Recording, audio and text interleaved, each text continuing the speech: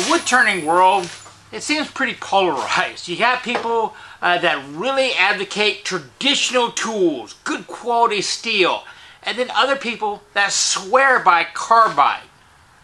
I think a lot of people are missing the point. You use tools to accomplish certain tasks, so you use the tool best for that task. So today, we're going to talk about steel versus carbide.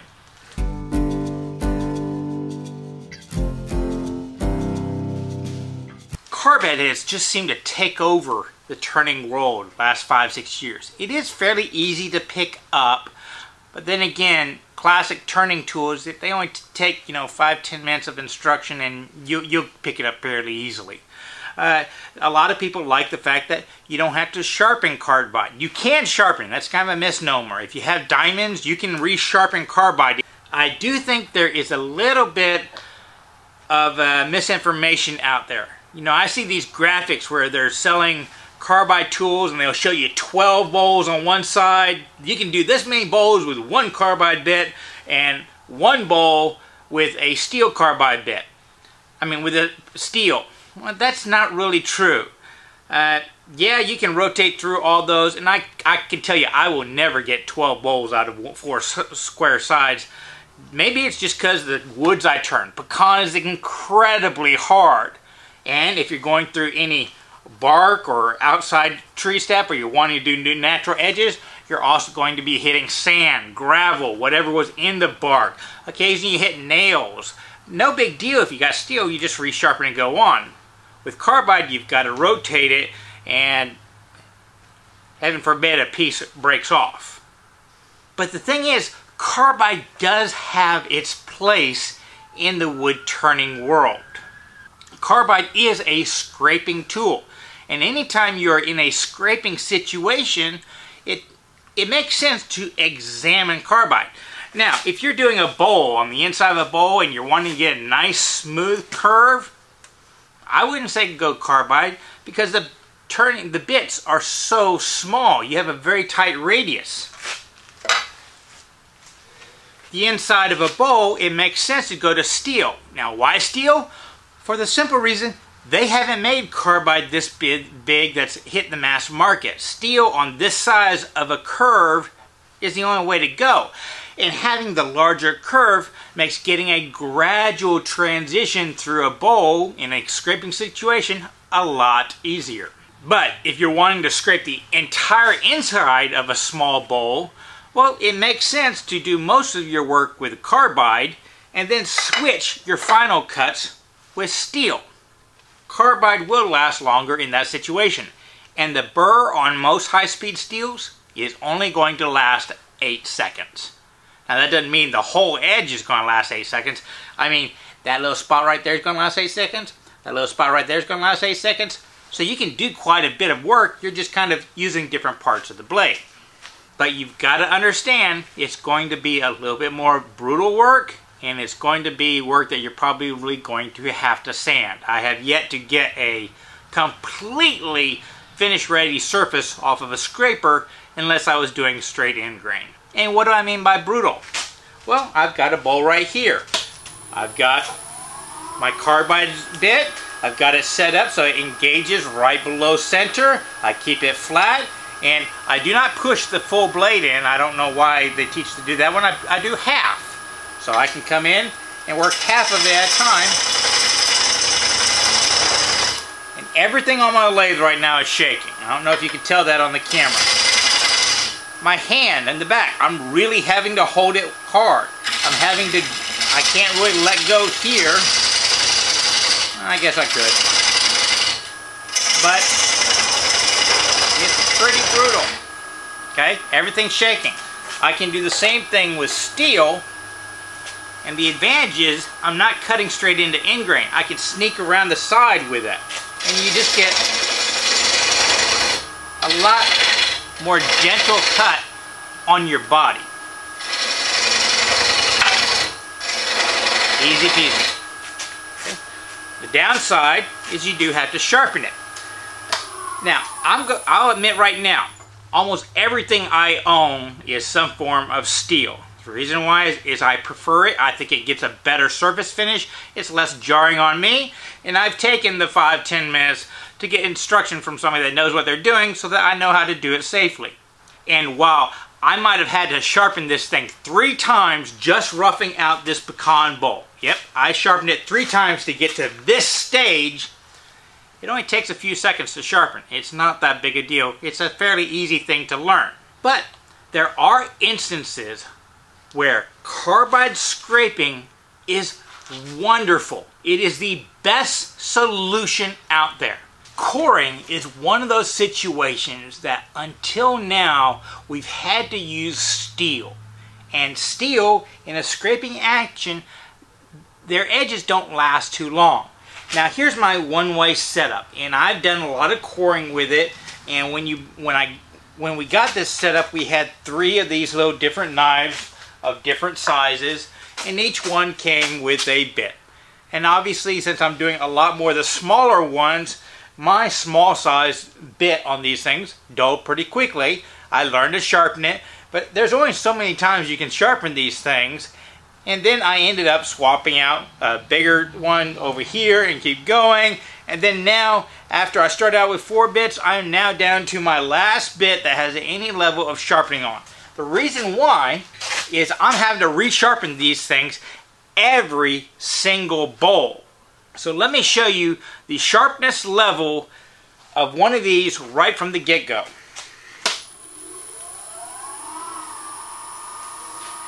It feeds itself in.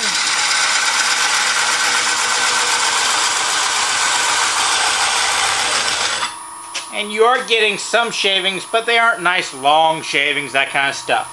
And this is going to dull fairly quickly. Well, for the first time, we now have a carbide option in this kind of setup. And that's one of those situations that this is what carbide was meant to do. A small bit scraping away to remove quite a bit of material. So let me swap out a carbide bit to this one and see how sharp it is at the end of this cut. Because I guarantee the steel one would have been completely dull by the time I got to the bottom.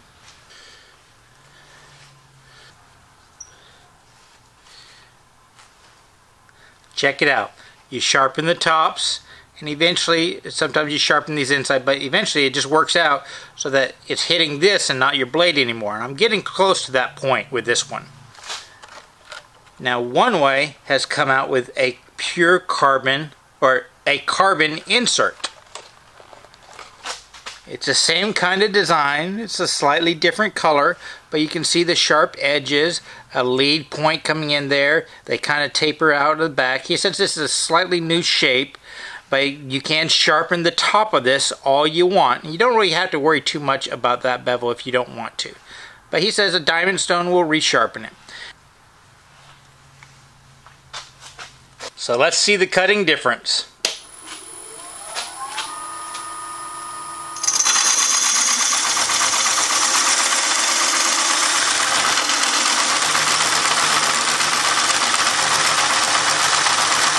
Okay, so far, it's almost acting exactly like the steel.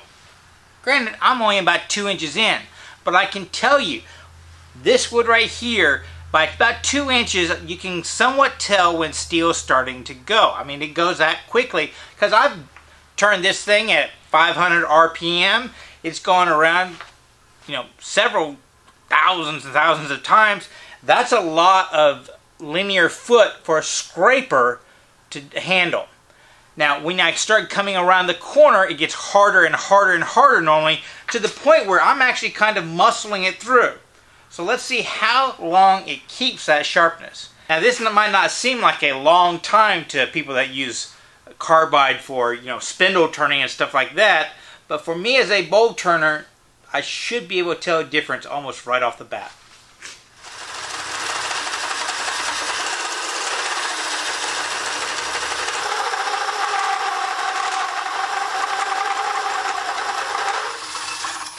Okay, we are now past the moment of truth. You see, coming on this outside, because the bowl is going sideways, the grain is working like this, the tree laid down sideways, you're actually cutting in grain twice on every revolution. I'm now to the point where I'm coming down the backside, so it's all pretty much long grain. And this is kind of exciting to me because every single time on the steel one, especially with pecan, I would have to take it out, and a lot of times I would just put a fresh edge on it while it's sitting right here and then do the rest of it. But with carbide, in this application where it was scraping end grain and still maintained its edge, the perfect application for carbide.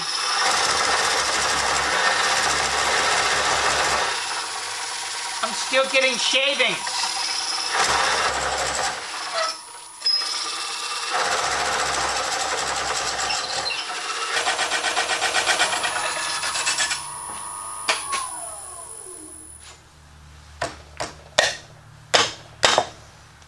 Voila! Popped right out. It's a cleaner edge than I normally get. This thing was sharp enough that it didn't heat up like the steel one I normally use, because I normally have to give this a few minutes to cool off, but I could just feel it. Oh yeah, it still bites in. I don't have to resharpen this for my next bowl.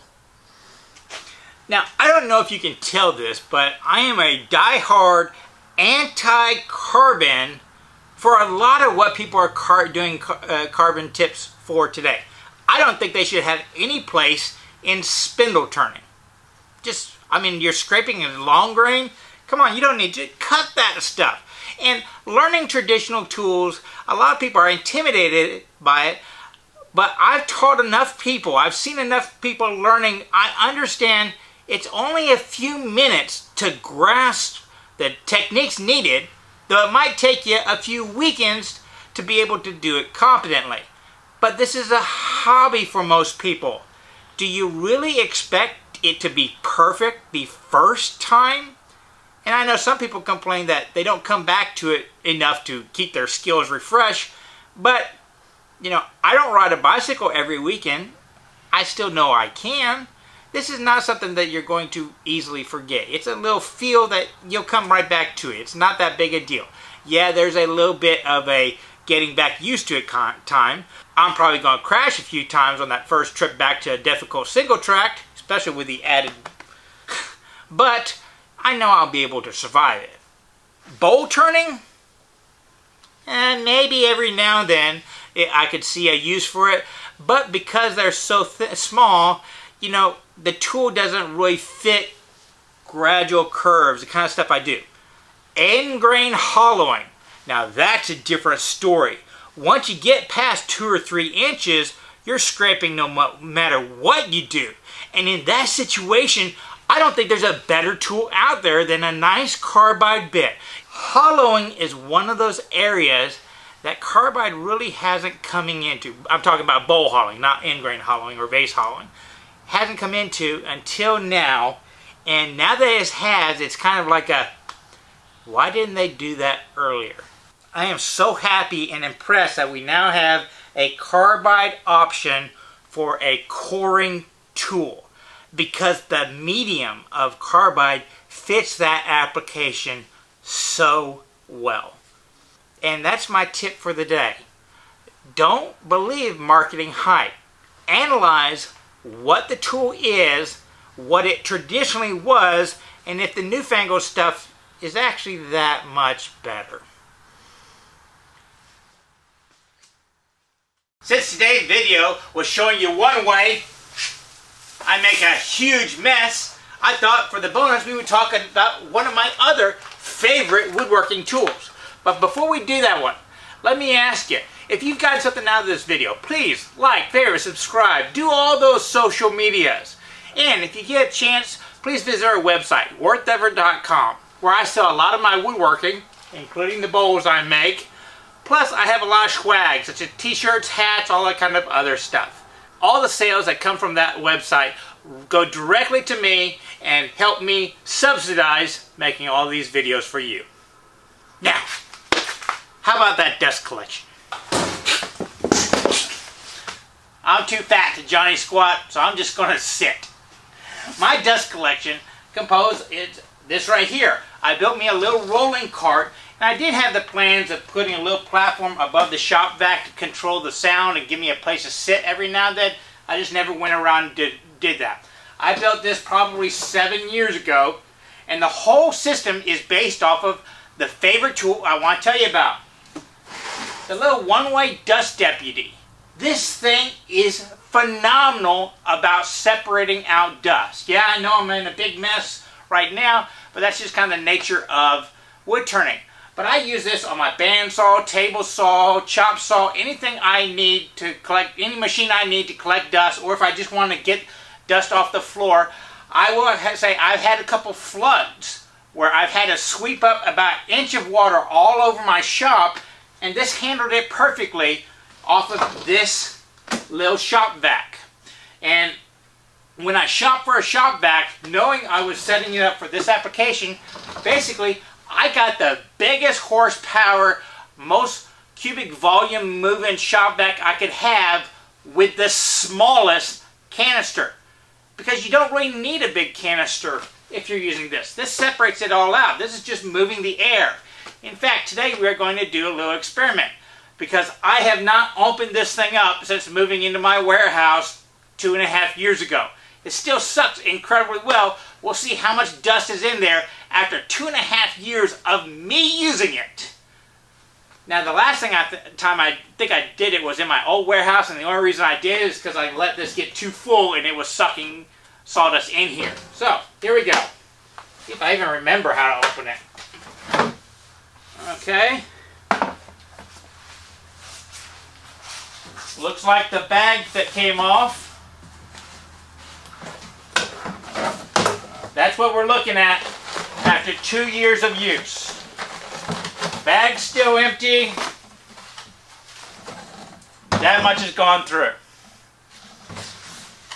You can't tell me the Dust Deputy isn't one awesome tool.